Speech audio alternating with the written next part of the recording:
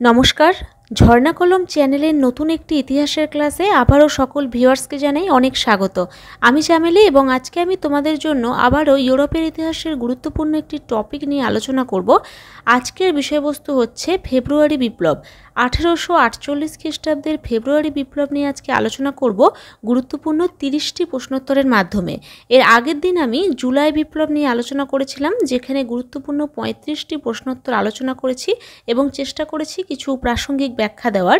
তো তোমরা যারা এখনও ওই ক্লাসটি দেখোনি তাদের জন্য আজকের ক্লাসের ডেসক্রিপশনে লিঙ্ক দেওয়া রইল, তোমরা চাইলে ওই ক্লাসটা আগে দেখে নিতে পারো, তারপর আজকের ক্লাসটা দেখতে পারো।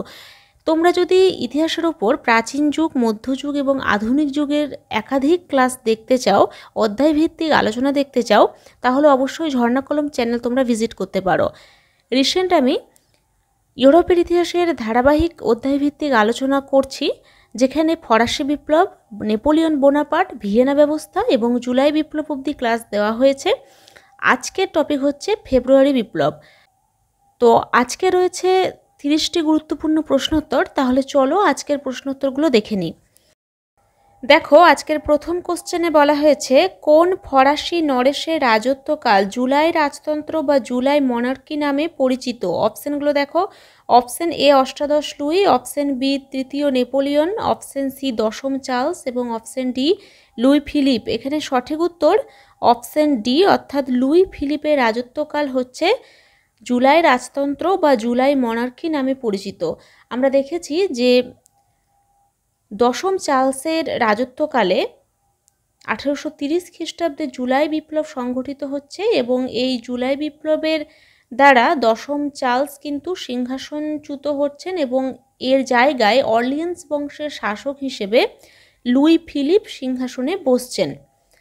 এবং জুলাই বিপ্লবের ফলেই বুর্ব বংশের শেষ শাসক সিংহাসন থেকে উচ্ছেদ হচ্ছেন। মানে ফরাসি সিংহাসনে বুর্ব বংশের শেষ শাসক ছিলেন দশম চার্লস, যিনি জুলাই বিপ্লবের মাধ্যমে তার ক্ষমতা হারাচ্ছেন এবং সেই জায়গা দখল করছে অর্লিয়েন্স বংশের শাসক লুই ফিলিপ। যেহেতু জুলাই বিপ্লবের মাধ্যমে লুই ফিলিপ সিংহাসনে বসছেন, তাই লুই ফিলিপের রাজতন্ত্র বা লুই ফিলিপের রাজত্বকালকে বলা হচ্ছে জুলাই রাজতন্ত্র বা জুলাই মনার্কি। পরবর্তী দুয়ের কোশ্চেনে বলা হয়েছে, লুই ফিলিপের রাজত্বকালে যে সনদ ঘোষণা করা হয়েছিল তার রচয়িতা ছিল অপশন এ ফরাসি parliament, option B Louis Philippe স্বয়ং, অপশন সি ফরাসি জনগণ, অপশন ডি উপরোক্ত কোনোটি নয়। এখানে অপশন এ হয়ে যাবে সঠিক উত্তর। দেখো, লুই ফিলিপের রাজত্বকালে সনদ ঘোষণা হয়েছিল কবে? 1830 খ্রিস্টাব্দে এবং এই সনদ ফরাসি আইনসভা বা ফরাসি পার্লামেন্ট কিন্তু রচনা করে। আমরা এর আগে দেখেছি অষ্টাদশ লুইয়ের যে সনদ তা কিন্তু 1814 খ্রিস্টাব্দে অষ্টাদশ লুই নিজে ঘোষণা করেছিলেন, কিন্তু লুই ফিলিপের যে সনদ তা ফরাসি পার্লামেন্ট কর্তৃক ঘোষিত হচ্ছে 1830 সালে। পরবর্তী তিনের কোশ্চেনে বলা হয়েছে, 1830 খ্রিস্টাব্দের সনদে ভোটাধিকারের বয়স কমিয়ে কত করা হয়েছিল? অপশানগুলো দেখো। অপশান এ 25 বছর, অপশান বি 20 বছর, অপশান সি 18 বছর, অপশান ডি 21 বছর। এখানে অপশান এ সঠিক উত্তর, অর্থাৎ 25 বছর। আমরা অষ্টাদশ লুইয়ের 1814 খ্রিস্টাব্দের সনদে কি দেখেছিলাম?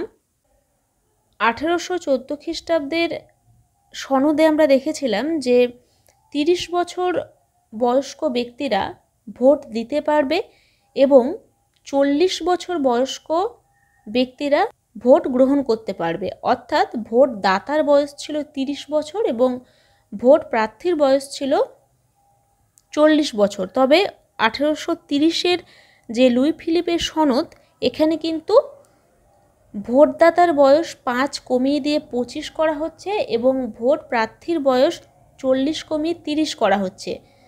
ওকে। পরবর্তী চারের কোশ্চেনে বলা হয়েছে, কে বলেছেন লুইয়ের সরকার ছিল ধনীদের সরকার, ধনীদের দ্বারা গঠিত সরকার এবং ধনীদের জন্য গঠিত সরকার? Government of the rich, by the rich and for the rich. অপশানগুলো দেখো। Option A Jacques Droz, option B Louis Blanc, option C Louis Fischer, option D David Thomson.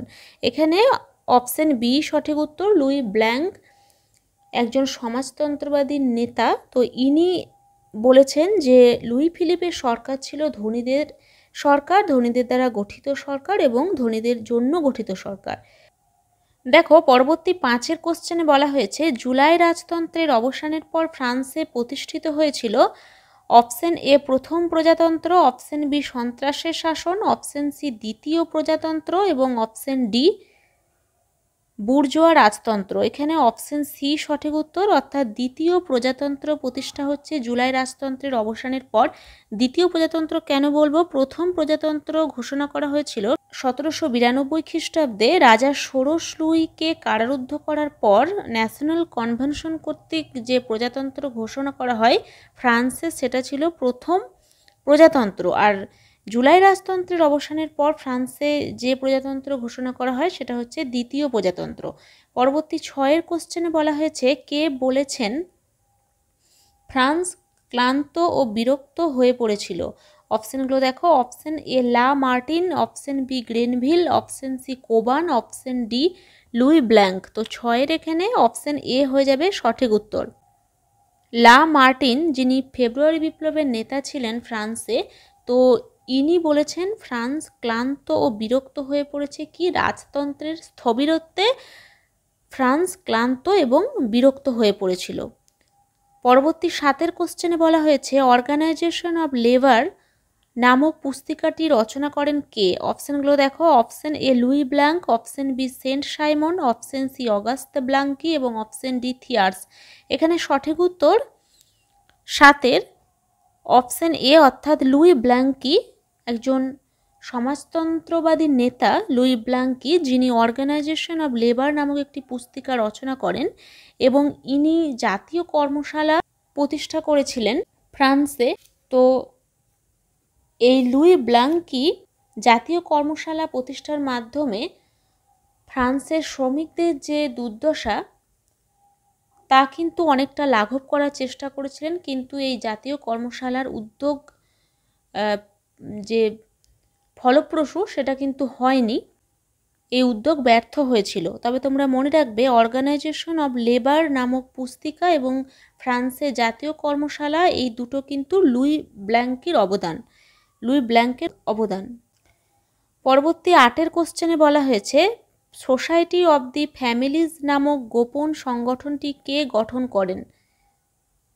অপশনগুলো দেখো, option A Louis Blanc, option B Auguste Blanqui, option C Saint Simon, option D Adolphe Thiers. এখানে সঠিক উত্তর option B, অর্থাৎ Auguste Blanqui society of the families নামক গোপন সংগঠনটি গঠন করেন। অগাস্তে ব্ল্যাঙ্কি এই নামটাও মনে রাখবে। ইনিও ফ্রান্সে ফেব্রুয়ারি বিপ্লবের সাথে জড়িত। তো এই লুই ব্ল্যাঙ্ক বা অগাস্ত ব্ল্যাঙ্কি বা সেন্ট সাইমন সকলেই কিন্তু সমাজতন্ত্রবাদী নেতা ছিলেন। ওকে, পরবর্তী 9 কোশ্চেনে বলা হয়েছে ফেব্রুয়ারি বিপ্লবের ঠিক পূর্বে কোন ঐতিহাসিক মন্তব্য করেছেন আমরা একটি আগ্নেয়গিরির উপর ঘুমিয়ে আছি, বিপ্লবের হাওয়া বইছে, দিগন্তে ঝড়ের আভাস। অপশনগুলো দেখো, option A Alfred Cobban, option B Louis Fischer, option C Lipson, option D Tocqueville. 9 এখানে সঠিক উত্তর অপশন ডি, অর্থাৎ তকভিল এই উক্তিটি করেছেন। দেখো পরবর্তী 10 কোশ্চেনে বলা হয়েছে ফ্রান্সের সংস্কার ভোজসভা রিফর্ম ব্যানকুয়েটসগুলির মূল উদ্দেশ্য ছিল। অপশনগুলো দেখো, অপশন এ ভোটাধিকার সম্প্রসারণ, অপশন বি আইনসভার নির্বাচন, অপশন সি বুর্জোয়া শ্রেণীর আধিপত্য খর্ব করা, অপশন ডি বিপ্লবকে প্রতিহত করা। এখানে সঠিক উত্তর অপশন এ, অর্থাৎ ভোটাধিকার সম্প্রসারণ। দেখো ফ্রান্সে এই সংস্কার ভোজসভা এরকম সভা 70টির মতো অনুষ্ঠিত হয়েছিল 1847 খ্রিস্টাব্দে জুলাই থেকে ডিসেম্বর পর্যন্ত। এই সময়কালে মোট 70টির মতো সভা অনুষ্ঠিত হয়েছিল, যেখানে 1,70,000 মানুষ এখানে যোগ দিয়েছিলেন।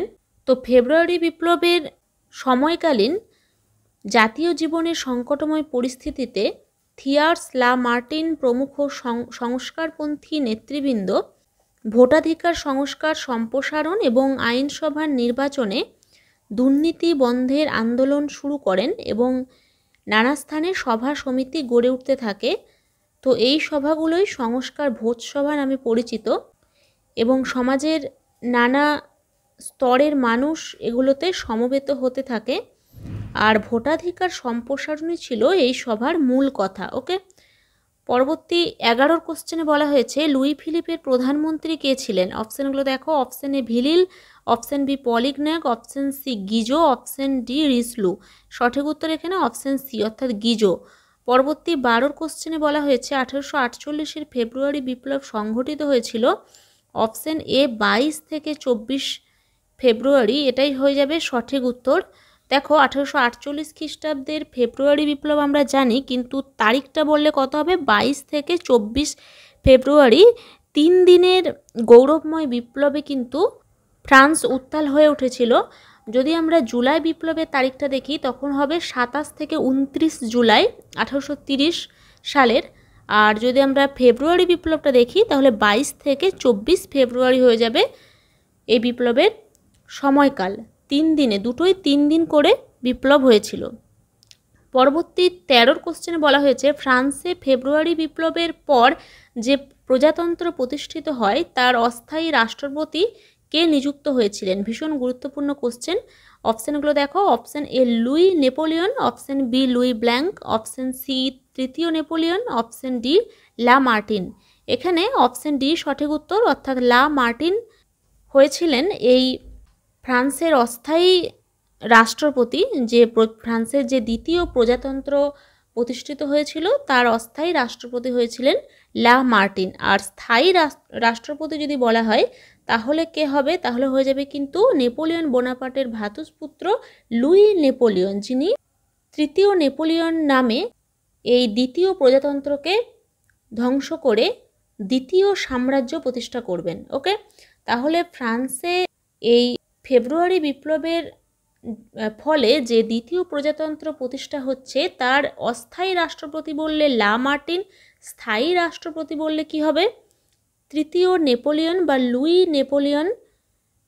এবং এই লুই নেপোলিয়ন পরবর্তীকালে দ্বিতীয় সাম্রাজ্যের প্রতিষ্ঠা ঘটাবেন। ওকে, পরবর্তী 14 কোশ্চেনে বলা হয়েছে ফেব্রুয়ারি বিপ্লবকে সুন্দর বিপ্লব, নাইস রেভলিউশন বলে উল্লেখ করেছেন কে? অপশানগুলো দেখো, option a Karl Marx, option B Grenville, option c Cobban, option D David Thomson. এখানে কার্ল মার্কস হয়ে যাবে সঠিক উত্তর। নাইস বিপ্লব বা সুন্দর বিপ্লব, নাইস রেভলিউশন বা সুন্দর বিপ্লব বলে অভিহিত করেছেন। কেন? কারণ এই বিপ্লবের পর ফ্রান্সে কোনো অরাজকতা দেখা যায়নি, যে কারণে তিনি এই বিপ্লবকে নাইস রেভলিউশন বলেছেন। পরবর্তী 15 কোশ্চেনে বলা হয়েছে ফেব্রুয়ারি বিপ্লবের পর ফ্রান্সে কতজন সদস্য বিশিষ্ট একটি আইনসভা গঠিত হয়? অপশানগুলো দেখো, অপশান এ 710 জন, অপশান বি 725 জন, অপশান সি 750 জন, অপশান ডি 760 জন। এখানে অপশান সি সঠিক উত্তর, অর্থাৎ 750 জন সদস্য বিশিষ্ট একটি আইনসভা গঠিত হয়। আর এই আইনসভা ছিল এক কক্ষ বিশিষ্ট আইনসভা এবং তাতে 4 বছরের জন্য একজন নির্বাচিত রাষ্ট্রপতির ব্যবস্থা করা হয়। পরবর্তী 16 কোশ্চেনে বলা হয়েছে কবে লুই নেপোলিয়ন ফ্রান্সে দ্বিতীয় প্রজাতন্ত্রের অবসান ঘটিয়ে দ্বিতীয় সাম্রাজ্য প্রতিষ্ঠা করেন? অপশানগুলো দেখো, অপশান এ 1850 খ্রিস্টাব্দে, অপশান বি 1852 খ্রিস্টাব্দে, অপশান সি 1853 খ্রিস্টাব্দে, অপশান ডি 1855 খ্রিস্টাব্দে।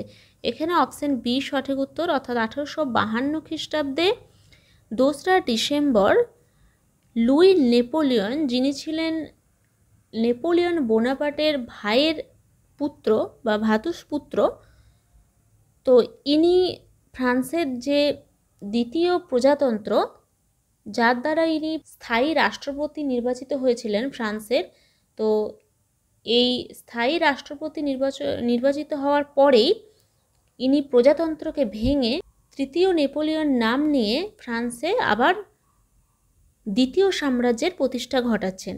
সালটা তোমরা মনে রাখবে 1852, তারিখটা হচ্ছে 2 ডিসেম্বর। পরবর্তী 17 কোশ্চেনে বলা হয়েছে the final flower of the French Revolution কাকে বলা হয়? আর একবার বলছি, the final flower of the French Revolution কাকে বলা হয়? অপশানগুলো দেখো, অপশান এ তৃতীয় Napoleon, option B Louis Philippe, option c Lamartine, option d কেউই নয়। অপশান এ এখানে সঠিক উত্তর। এখানে দেখো, তৃতীয় নেপোলিয়ন 1852 খ্রিস্টাব্দে দ্বিতীয় প্রজাতন্ত্র ভেঙে দ্বিতীয় সাম্রাজ্য প্রতিষ্ঠার পর নিজেকে বলেছিলেন the final flower of the French revolution. ওকে,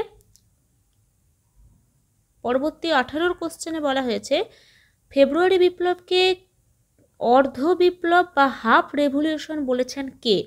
অপশানগুলো দেখো, অপশান এ David Thomson, option B Grenville, option C Louis Fischer, option D Alfred Cobban. এখানে সঠিক উত্তর গ্রেনভিল। আমরা দেখলাম যে ফেব্রুয়ারি বিপ্লবকে নাইস রেভলিউশন বলেছেন কার্ল মার্কস, আর অর্ধ বিপ্লব বা হাফ রেভলিউশনকে বলছেন গ্রেনভিল। পরবর্তী 19 কোশ্চেনে বলা হয়েছে ফ্রান্সে জুন বিদ্রোহ নামে পরিচিত অপশান এ কৃষক বিদ্রোহ, অপশান বি বুর্জোয়া বিদ্রোহ, অপশান সি শ্রমিক বিদ্রোহ, অপশান ডি অভিজাত বিদ্রোহ। তো ফ্রান্সে এখানে জুন বিদ্রোহ হচ্ছে শ্রমিক বিদ্রোহ, এটা মনে রাখবে। পরবর্তী 20 কোশ্চেনে বলা হয়েছে প্যারিস হলো বিপ্লবের জননী, উক্তিটি করেছেন ভীষণ ভীষণ গুরুত্বপূর্ণ অপশান এ এজেপি টেলর, এবং এটাই হয়ে যাবে সঠিক উত্তর। এজেপি টেলর বলেছেন প্যারিস হলো বিপ্লবের জননী। আমরা দেখেছি যে জুলাই বিপ্লব বা ফেব্রুয়ারি বিপ্লব এগুলো কিন্তু সবই প্যারিসে সংগঠিত হয়েছিল, এবং ফরাসি বিপ্লবও কিন্তু প্যারিসে এবং ফ্রান্সের বিভিন্ন শহরেই ছড়িয়ে পড়েছিল, যদিও তবু প্যারিস ছিল কিন্তু বিপ্লবের জননী, এটা বলেছেন এজেপি টেলর। ওকে, পরবর্তী 21 কোশ্চেনে বলা হয়েছে ফেব্রুয়ারি বিপ্লবকে কে বলেছেন প্রথম সম্ভাব্য বিশ্ব বিপ্লব? অপশানগুলো দেখো, option A Taylor, option B Namier, option C Charles Pouthas, option D Eric Hobsbawm. এখানে অপশান ডি সঠিক উত্তর, অর্থাৎ এরিক হবসবম বলেছেন প্রথম সম্ভাব্য বিশ্ব বিপ্লব। পরবর্তী 22 কোশ্চেনে বলা হয়েছে বিপ্লবের বৎসর বলা হয় নিম্নোক্ত কোন সালটিকে? এটা খুবই গুরুত্বপূর্ণ। গতবারের যে এসএলএসটি এক্সাম 2016 সালের, সেখানে কিন্তু এই কোশ্চেনটা দেওয়া হয়েছিল। সঠিক উত্তর 1848 খ্রিস্টাব্দকে বলা হয় বিপ্লবের বৎসর। পরবর্তী 23 কোশ্চেনে বলা হয়েছে ইউরোপের মোট কয়টি দেশের ফেব্রুয়ারি বিপ্লবের প্রভাব পড়েছিল? কয়টি দেশে ফেব্রুয়ারি বিপ্লবের প্রভাব পড়েছিল? এটাও একটা গুরুত্বপূর্ণ কোশ্চেন। অপশান এ 10টি, অপশান বি 12টি, অপশান সি 14টি, অপশান ডি 15টি। এখানে 15টি হবে সঠিক উত্তর। দেখো, ফেব্রুয়ারি বিপ্লবের প্রভাব পড়েছিল 15টি দেশে ইউরোপের। তাদের মধ্যে কি কি ছিল? হাঙ্গেরি ছিল, ইটালি ছিল, অস্ট্রিয়া, বোহেমিয়া, এই সমস্ত জায়গাগুলোতে বা এই সমস্ত দেশে কিন্তু ফেব্রুয়ারি বিপ্লবের প্রভাব পড়েছিল। পরবর্তী 24 কোশ্চেনে বলা হয়েছে হাঙ্গেরির মাৎসিনি নামে কে পরিচিত? অপশানগুলো দেখো, option A Lamartine, option B Louis Blanc, option C Auguste Blanqui, এবং অপশান ডি লুই কশুত। এটা সঠিক উত্তর অপশান ডি, অর্থাৎ লুই কশুত। লুই কশুতের সময়কালটা যদি দেখি 1802 থেকে 1894 খ্রিস্টাব্দ। তো 19 শতকের 3 দশক থেকে লুই কশুতের নেতৃত্বে হাঙ্গেরিতে রাজনৈতিক সংস্কার ও জাতীয়তাবাদী চেতনার পক্ষে ব্যাপক আন্দোলন শুরু হয়, এবং ফ্রান্সের ফেব্রুয়ারি বিপ্লব হাঙ্গেরিতে নতুন উন্মাদনার সৃষ্টি করে। এটা মনে রাখবে 1848 খ্রিস্টাব্দে 3 মার্চ লুই কশুত হাঙ্গেরির পার্লামেন্টে অস্ট্রিয়ার বিরুদ্ধে তীব্র আক্রমণ হানেন এবং সাংবিধানিক সংস্কারের দাবি জানান। এর ফল হয় মারাত্মক গণ উন্মাদনা নতুন স্তরে উপনীত হয়। 13ই মার্চ মেটারনিখ কিন্তু পদত্যাগ করেন। আর মনে রাখবে মেটারনিখ পদত্যাগ করে 15ই মার্চ ইংল্যান্ডে গিয়ে আশ্রয় নিয়েছিলেন। পরবর্তী 25 কোশ্চেনে বলা হয়েছে মার্চ আইন প্রণয়ন করা হয়েছিল। অপশানগুলো দেখো, অপশান এ হাঙ্গেরিতে, অপশান বি অস্ট্রিয়ায়, অপশান সি ফ্রান্সে, অপশান ডি বোহেমিয়ায়। এখানে সঠিক উত্তর অপশান এ, অর্থাৎ মার্চ আইন প্রণয়ন করা হয়েছিল কোথায়? হাঙ্গেরিতে। যখন লুই কশুত হাঙ্গেরির পার্লামেন্টে অস্ট্রিয়ার বিরুদ্ধে তীব্র আক্রমণ হানছেন এবং সাংবিধানিক সংস্কারের দাবি জানাচ্ছেন, ঠিক তখন হাঙ্গেরির সংসদ একগুচ্ছ নতুন আইন প্রণয়ন করছেন, যেটা মার্চ আইন নামে পরিচিত।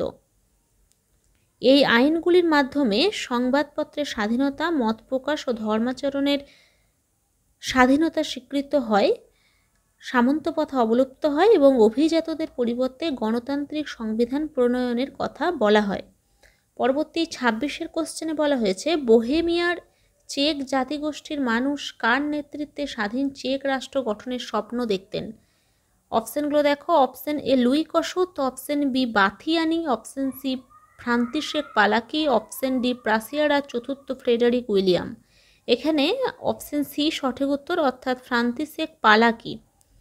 দেখো, অস্ট্রিয়া সাম্রাজ্যের অন্তর্ভুক্ত ছিল কিন্তু এই বোহেমিয়া, যেখানে চেক জাতিগোষ্ঠীর মানুষ ছিল সংখ্যাগরিষ্ঠ, তবে জার্মানরা ছিল সংখ্যালঘু। এই চেকরা জার্মানদের সমান নাগরিক অধিকার, প্রতিনিধি সভায় সমান প্রতিনিধিত্ব, সমহারে কর প্রদান এবং শিক্ষালয় ও সরকারি কাজে জার্মান ভাষার পাশাপাশি চেক ভাষার সমমর্যাদা দাবি করে। তো ফ্রান্তিশেক পালাকির নেতৃত্বে চেকরা স্বাধীন রাষ্ট্র গঠনের স্বপ্ন দেখতে থাকে এবং এই উদ্দেশ্যে 1848 খ্রিস্টাব্দে প্রাগ শহরে সর্বস্লাভ সম্মেলন অনুষ্ঠিত হয়। পরবর্তী 27-এর কোশ্চেনে বলা হয়েছে, সর্বস্লাভ সম্মেলন কোথায় অনুষ্ঠিত হয়েছিল? যেটা আমি এক্ষুনি বললাম, প্রাগ শহরে অনুষ্ঠিত হয়েছিল। কত সালে? 1848 খ্রিস্টাব্দের 2 জুন বোহেমিয়ার প্রাগ শহরে সর্বস্লাভ সম্মেলন অনুষ্ঠিত হয়। পরবর্তী 28-এর কোশ্চেনে বলা হয়েছে, 1848 খ্রিস্টাব্দের ফেব্রুয়ারি বিপ্লবকে বুদ্ধিজীবীদের বিপ্লব, রেভলিউশন অফ ইন্টেলেকচুয়ালস বলে অভিহিত করেছেন কে? অপশানগুলো দেখো। Option A Taylor, option B Lipson, option C George Rude, option D Namier. এখানে অপশান ডি হয়ে যাবে সঠিক উত্তর, অর্থাৎ নেমিয়ার এই উক্তিটি করেছেন। ফেব্রুয়ারি বিপ্লবকে বুদ্ধিজীবীদের বিপ্লব বলে অভিহিত করেছেন। পরবর্তী 29-এর কোশ্চেনে বলা হয়েছে, নিম্নোক্ত কোন জোড়াটি সঠিক নয়? অপশানগুলো দেখো। Option A Lamartine France, option B Mazzini Italy, option C Palacky Vienna, option D Louis Kossuth Hungary. এখানে অপশান সি হয়ে যাবে সঠিক উত্তর। দেখো, এক একটি দেশ এবং সেই দেশের যে নেতা ফেব্রুয়ারি বিপ্লবে নেতৃত্ব দিয়েছিল তাদের মধ্যে লা মার্টিন ফ্রান্সে ঠিক আছে, মাৎসেনি ইতালিতে এটাও ঠিক আছে। পালাকি যেটা বললাম আমি, ফ্রান্তিশেক পালাকি, ইনি ছিলেন বোহেমিয়ার নেতা, তো এটা ভিয়েনা হবে না। আর লুই কসুত হাঙ্গেরি এটাও ঠিক আছে, তাহলে অপশান সি হয়ে গেল সঠিক উত্তর। পরবর্তী কোশ্চেন এবং আজকের শেষ কোশ্চেন 30-এর বলা হয়েছে, 1848-এর ফেব্রুয়ারি বিপ্লবকে জনতার বিপ্লব বলে অভিহিত করেছেন কে? অপশানগুলো দেখো। অপশান এ David Thomson, option b Cobban, option c Grenville এবং অপশান ডি লুই ফিশার। তো এখানে সঠিক উত্তর হয়ে যাবে অবশ্যই এখানে অপশান এ, অর্থাৎ ডেভিড টমসন। ডেভিড টমসন এবং অধ্যাপক এজেপি টেলর এই দুজনই কিন্তু 1848-এর ফেব্রুয়ারি বিপ্লবকে জনতার বিপ্লব বলে অভিহিত করেছেন। এখানে টেলর অপশানটা নেই, তাই ডেভিড টমসনকে আমরা নেব। তারা বলেছেন যে 1848 খ্রিস্টাব্দের বিপ্লবের প্রকৃত নায়ক ছিল জনগণ। কেবলমাত্র বিপ্লবী নেতাদের উপর নির্ভর করলে এই বিপ্লব আদৌ সংগঠিত হতো না এবং 1848 খ্রিস্টাব্দের পর রাজনীতি ও দেশের শাসন সংক্রান্ত বিষয় আর ধনীদের বৈঠকখানায় নিয়ন্ত্রিত হতো না। এখন থেকে তা রাজপথে সাধারণ মানুষদের দ্বারাই নিয়ন্ত্রিত হতো। তাই ডেভিড টমসন 1848 সালের যে বিপ্লব তার পরিপ্রেক্ষিতে 1848 সালকে বা ফেব্রুয়ারি বিপ্লবকে বলেছেন জনতার বিপ্লব। ওকে, তো আজকে ছিল এই 30টি প্রশ্নোত্তর। ফেব্রুয়ারি বিপ্লব থেকে গুরুত্বপূর্ণ প্রশ্নোত্তরগুলো ছিল, তোমরা পারলে খাতাতে লিখে নেবে। তোমরা যারা নতুন ভিজিট করছো তারা অবশ্যই চ্যানেলটা সাবস্ক্রাইব করতে ভুলবে না এবং আজকের ক্লাসটি ভালো লাগলে অবশ্যই একটা লাইক দিও আর কমেন্ট করে জানিয়ে দিও তোমার গুরুত্বপূর্ণ মতামত। আমি চেষ্টা করব 3 মার্চের আগে একটি 90 নম্বরের মক টেস্ট নেওয়ার। তো আজকে এই পর্যন্তই, দেখা হচ্ছে নতুন কোনো ক্লাসে। আজকের ক্লাসটি দেখার জন্য সকলকে ধন্যবাদ।